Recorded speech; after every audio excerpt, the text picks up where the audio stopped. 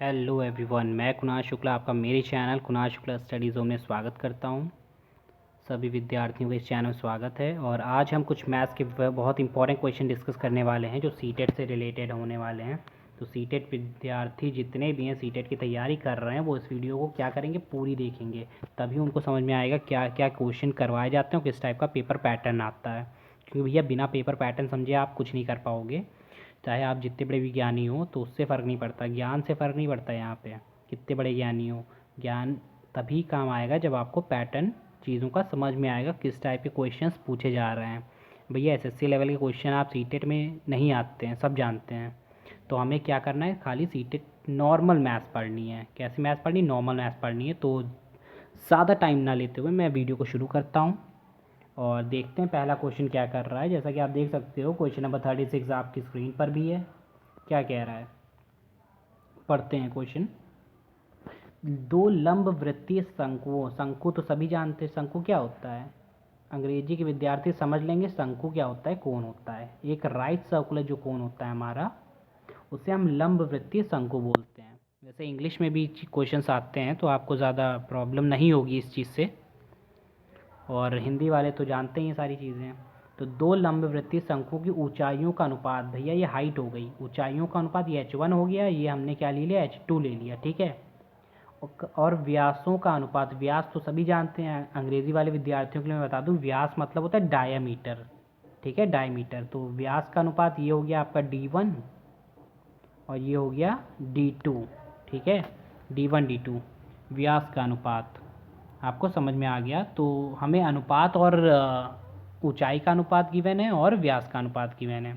उनके आयतनों का अनुपात हमें निकालना है। भैया आयतन क्या होता है, कोई भी जो आयतन होता है, आयतन बोले तो वॉल्यूम, तो आयतन जो होता है कोण का, शंकु का, वो क्या होता है, 1/3 पाई आर स्क्वायर एच, यानी कि त्रिज्या का स्क्वायर और इंटू हाइट उसके।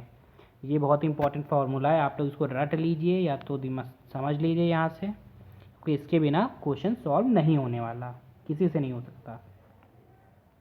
तो भैया यहाँ पे आप देख सकते हो सोल्यूशन में वही काम किया गया है। यहाँ से देखिए क्या किया गया है, कुछ नहीं किया। यहाँ पे इन्होंने क्या किया है, व्यास का अनुपात जैसा कि क्वेश्चन में दिया है 4/5 है, और त्रिज्या का अनुपात क्या होगा, त्रिज्या का अनुपात हमें कितना दिया था, त्रिज्या का अनुपात, तो यहाँ पे कुछ नहीं किया गया, बहुत ही आसानी से क्वेश्चन सॉल्व किया गया। यहाँ पे व्यास का अनुपात लिया 4/5, तो त्रिज्या का अनुपात भी कितना होगा, 4/5 होगा। क्यों, ये आप सब लोग जानते हैं 4/5। अगर व्यास का अनुपात यहाँ पे 4/5 है तो त्रिज्या का अनुपात भी 4/5 होगा। अनुपात जो होता है दोनों का बराबर ही होता है। तो आयतनों का अनुपात कैसे निकालेंगे, जो मैंने फॉर्मूला बताया 1/3 पाई आर स्क्वायर है, लेकिन यहाँ पे दो आयतनों का अनुपात निकालना है, यानी कि एक V1/V2, एक का वॉल्यूम दूसरा का वॉल्यूम। तो वही फॉर्मूला लगाया गया है यहाँ पे, आप देख सकते हो 1/3 पाई R1 स्क्वायर H1 अपॉन 1/3 पाई R2 स्क्वायर H2, ठीक है। तो 1/3 यहीं खत्म हो गया, पाई पाई कट गया, यहाँ से क्या बचा, R1 स्क्वायर अपॉन R2 का square into H1 upon H2, ये बचा। तो भैया R1 अपॉन R2 का आप तुरंत सॉल्व कर सकते हो। R1 और R2 क्या गिवन है हमें, हमारे पास पहले ये चीज़ थी, 4/5 था, R1 R2 4/5, H1 H2 हमें ये भी दिया हुआ है अनुपात में 25/64 क्वेश्चन में। कुछ नहीं करना है, इसको सॉल्व कर लेना है तो हमारा अनुपात, अब काटना पीटना तो यहाँ मैं नहीं सिखाऊंगा क्योंकि काटना पीटना आप लोग सब जानते हो। 16/25 25 कटा, और यहाँ से 16/64 16 4 बार चला गया, 1/4, यानी कि 1:4 इसका जो हो गया वो क्या आ गया आंसर। वेरी इजी क्वेश्चन, थोड़ा सा टाइम लगेगा कैलकुलेशन में, लेकिन ये क्वेश्चन आप हल कर सकते हो, बहुत आसान क्वेश्चन है। बढ़ते हैं नेक्स्ट क्वेश्चन की तरफ। नेक्स्ट क्वेश्चन आप देख रहे हो, क्वेश्चन नंबर 37 आपकी स्क्रीन पर है। अब इसे कैसे सॉल्व करना है भैया, कैसे सॉल्व करोगे, जैसे सॉल्व करना है वैसे ही तो सॉल्व करोगे, कोई अलग से तो आएगा नहीं सॉल्व करने। तो भैया क्वेश्चन पढ़ते हैं क्या कह रहा है। क्वेश्चन नंबर 37 आपकी स्क्रीन पर है, कह रहा है यदि a बराबर x/x शब्द जो है बिलो का एक अक्षर है। अब भैया बिलो का एक अक्षर है, बिलो बिलो यानी कि ये जो चार शब्द हैं इनमें से कोई एक अक्षर है वो a बराबर है, ठीक है। हाँ, तो ए के अंदर कितने एलिमेंट्स आ गए, ए के अंदर ये 4 लेटर्स आ गए, BELOW, वहाँ से ये तात्पर्य है एक्स बराबर एक्स दैट एक्स सब जो है बिलो का एक अक्षर है, यानी ए के अंदर इतने अक्षर आ गए। और बी के अंदर कितने अक्षर है, बी बराबर एक्स दैट शब्द भूल का एक अक्षर है, यानी बी बराबर कितना हो गया, बी बराबर WOL, इसके अंदर 3 अक्षर आ रहे हैं। एक यहाँ पे वो एक्स्ट्रा दिया हुआ है, उसको आप मत इंक्लूड करिएगा, उसे काट दीजिए। तो आपके पास यहाँ से ये 2 चीज़ें आपको यहाँ से क्वेश्चन से मिल गई। कितनी अच्छी बात है, 2 चीज़ें तो क्वेश्चन से ही मिल गई। और आगे क्या दिया हुआ है, क्वेश्चन में दिया कह रहा है कि C बराबर A-B है, B यहाँ है, C बराबर क्या है आपका A-B है। A-B करेंगे मतलब जो एलिमेंट्स हमारे A में हैं और उसमें से क्या करेंगे, जो एलिमेंट्स B में हैं वो दोनों माइनस हो जाएंगे, जो कॉमन एलिमेंट्स होंगे। तो कॉमन क्या क्या है यहाँ पे, W ख़त्म, दोनों कॉमन मिल रहा है हमें, A-B भैया A में से B को घटा दो, तो जो सेम एलिमेंट्स होंगे वो ख़त्म हो जाएंगे, W ख़त्म, O ख़त्म, LL ख़त्म, क्या बचा, 2 एलिमेंट्स बचे BE। तो जो हमारा C था, 2 एलिमेंट्स जो हमारे बचे वो कितने बचे हैं, वो 2 एलिमेंट्स बचे हैं BE, 2 लेटर हमारे पास बचे हैं। अब भैया निकालना क्या है, निकालना है C के उप समुच्चयों की संख्या। अब एक फॉर्मूला होता है उप समुच्चय निकालने का, जितने भी 2 to the power n, ये होता है उप समुच्चय निकालने का फॉर्मूला। कितना आसान क्वेश्चन, लेकिन भैया आप समझा रहे हैं तो उसमें टाइम लग रहा है, वरना ये 2 कौड़ी का क्वेश्चन है, बिल्कुल टाइम नहीं लगता। तो फॉर्मूला मैंने क्या बताया, 2 की पावर n, यहाँ पे n क्या है, n है नंबर ऑफ़ एलिमेंट्स, जितने भी आपके पास है नंबर ऑफ एलिमेंट। अब एलिमेंट यहाँ पे कितने आपको मिल गए, 2 एलिमेंट हैं, क्योंकि 2 लेटर हैं, एक ये हो गया एक ये हो गया, तो 2 लेटर हैं। n की वैल्यू कितनी आ गई, यहाँ से 2 आ गई। तो वही चीज़ n की वैल्यू अगर 2 आ गई, यहाँ से वही काम करना है। तो यहाँ पे देखिए उप समुच्चय की संख्या, वही फॉर्मूला लगाएंगे, 2 की पावर n, 2 की पावर, यहाँ पे देखिए आप लोग 2 की पावर n लगाया गया, n की जगह 2 रख देंगे तो 2 का वर्ग स्क्वायर क्या आएगा, 4 आ जाएगा, और आपका यही होगा आंसर। भैया कितना आसान क्वेश्चन है, वेरी इजी क्वेश्चन। बढ़ते हैं नेक्स्ट क्वेश्चन की तरफ। अगर वीडियो आपको पसंद आ रही हो और इस वीडियो से आपको थोड़ा बहुत भी समझ में आ रहा हो तो इस वीडियो को लाइक कर दीजिए और अपने फ्रेंड्स में ये सारी जो वीडियो है वो शेयर कर दीजिए।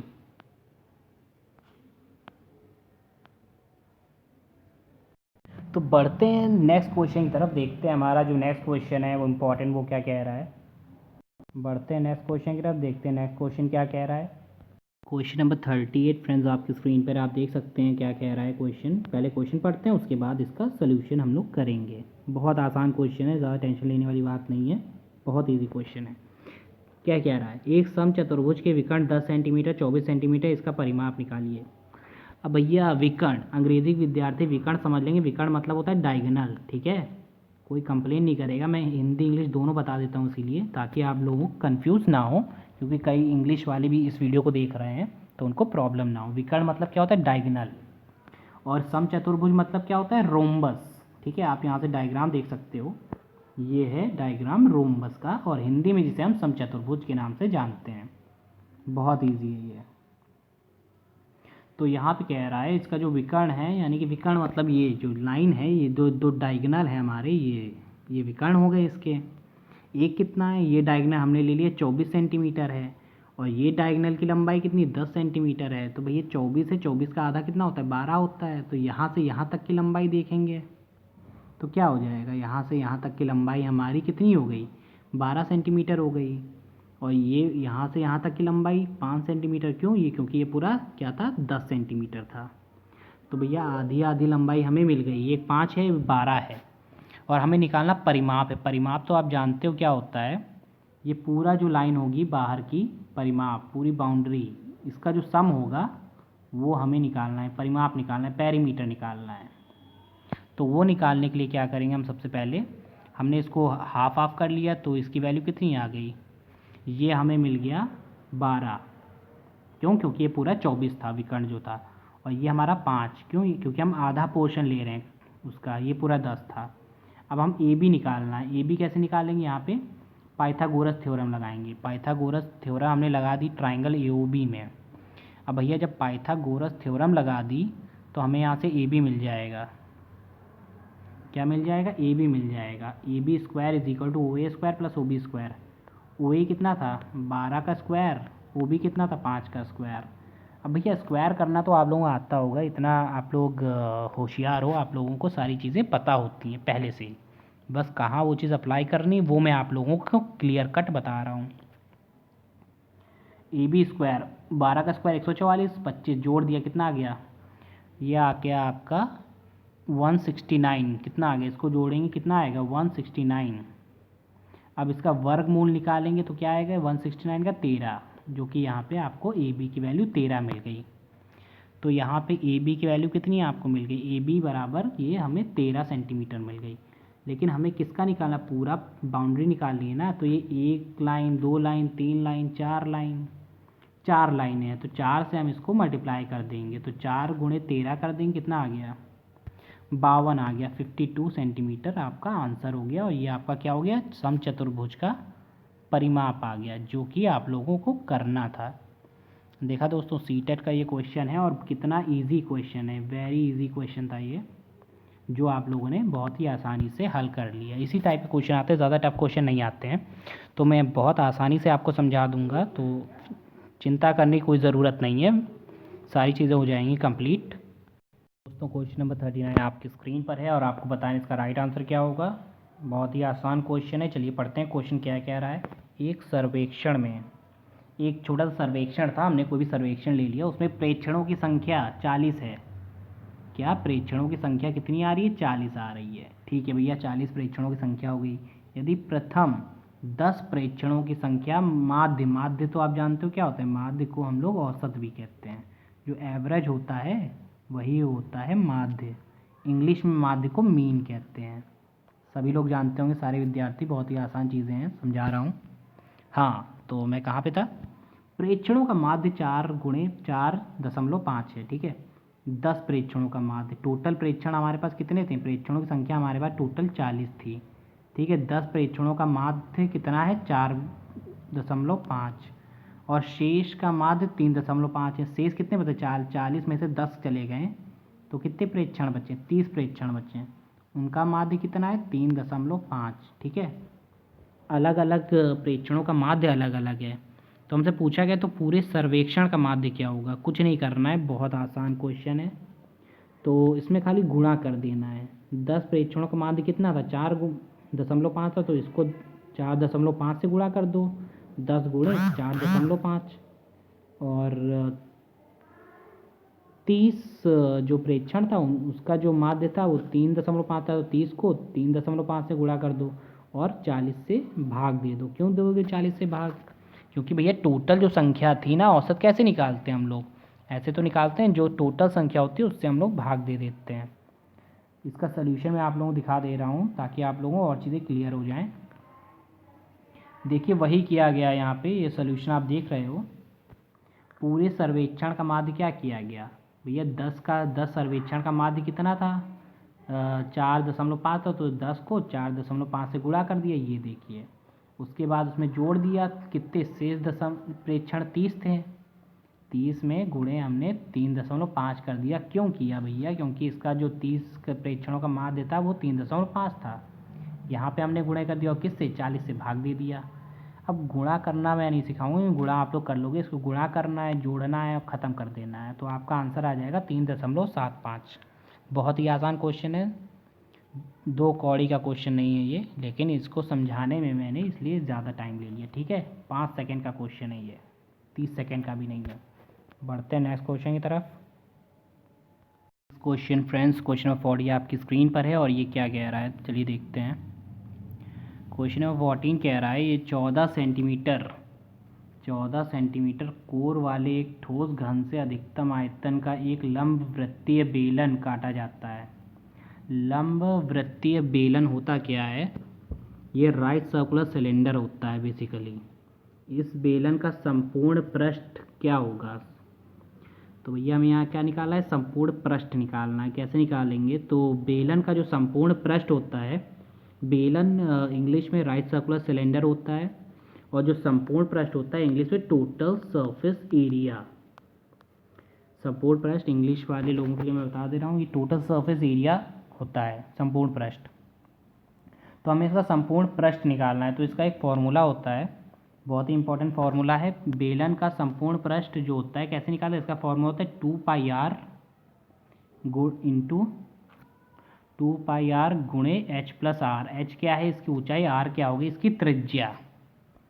अब ये फार्मूला हमें रख देना है और इसका सिंपल सा हमें संपूर्ण पृष्ठ निकाल लेना है। जैसा कि आप देख सकते हो यहाँ पे क्या कह रहा है, एक घन है जो 14 सेंटीमीटर का है। जो घन होता है वो चारों तरफ से बराबर होता है, ये भी 14, ये भी 14, ये भी 14, ये भी 14, 14 सेंटीमीटर की सारी चीज़ें।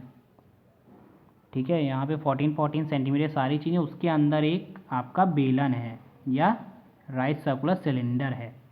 तो इसकी जो त्रिज्या होगी वो कितनी हो जाएगी, इसकी आधी त्रिज्या होगी। ये पूरा क्या है 14 सेंटीमीटर, इसका आधा करेंगे तो ये 7 सेंटीमीटर हो गया।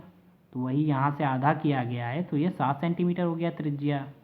बस हमें त्रिज्या चाहिए थी, ऊंचाई तो 14 सेंटीमीटर ही रहेगी क्योंकि जितनी ये घन के अंदर है ना ये, तो भैया जितनी ऊंचाई घन की होगी, घन की ऊंचाई 14 है तो भैया इसकी भी हाइट कितनी होगी, ऊंचाई 14 ही होगी। तो भैया फॉर्मूले में पुट कर देना है उठा के। अब फॉर्मूले में पुट कर कैसे करना है ये तो आप लोग खुद समझदार हो, जानते हो सारी चीज़ें कैसे करनी है। 2πr, 2 पाई की वैल्यू कितनी होती है 22/7 इंटू आर। आर हमें कितना मिला, त्रिज्या 7 मिल गई, त्रिज्या 7 मिल गई यहाँ से। और ये क्या हो गया h प्लस आर, ये क्या हो गया आपकी h हाइट हो गई, ये क्या हो गई r हो गई। अब पहले इसको जोड़ लीजिए, 14 7 क्या हो गया 21 हो गया, 7 से 7 कटा, ये 14 7 21 हो गया। तो 22 गुणे 2 44 हो गया, 44 गुणे 21 करेंगे तो आपका ये आ गया आंसर। बहुत ही आसानी से आपका ये मैथ्स क्वेश्चन जो बहुत ही टफ लग रहा था बहुत ही ईजिली सॉल्व हो गया। तो फ्रेंड्स बहुत ही आसान क्वेश्चन इस टाइप के पूछे जाते हैं तो आपको घबराना नहीं है, बहुत ही आराम से क्वेश्चन को सॉल्व करना है, क्वेश्चन को समझना है और उसमें सिर्फ फार्मूला रख देना है उठा के। फार्मूला बहुत इंपॉर्टेंट है, फार्मूला जो मैं बताऊंगा आप लोग रट लीजिए या कॉपी में लिख लीजिए, कुछ भी करिए लेकिन उसे समझिए और याद करिए। तो फ्रेंड्स अगर आपको ये वीडियो पसंद आई हो इस वीडियो को लाइक कर दीजिए, सबसे पहले क्या कर दीजिए इस वीडियो को लाइक कर दीजिए और इस वीडियो को ज़्यादा से ज़्यादा अपने फ्रेंड्स में शेयर करिए ताकि वो भी अपनी सीटेट की तैयारी मेरे साथ कर सकें। Okay friends, thank you.